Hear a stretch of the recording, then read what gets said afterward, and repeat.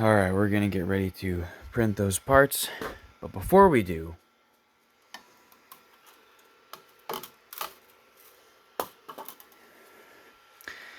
saying goodbye to the pink. It's about time.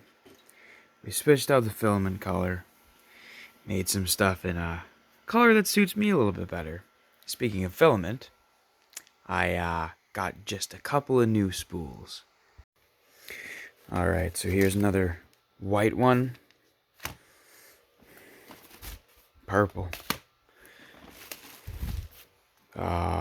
Orange? Kinda. Green. Yellow. Look at that. And a dark green. As well as all of these. So all of these are actually sealed. So the filament quality should be maintained in all of these. Not 100% sure about these ones since they have been open for who knows how long. But I don't think they've really been used. I don't think they've been open for too long. So we'll see how it goes. If need be, I guess I will dry them out and add some desiccant. And then store them away.